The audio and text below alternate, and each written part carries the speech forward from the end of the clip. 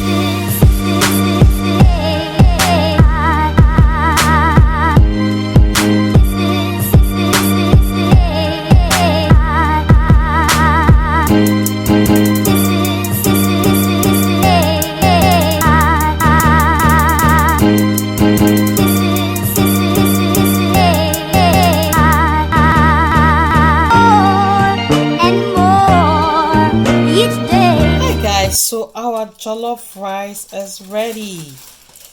Ooh, our oven baked jollof rice is damn ready, guys.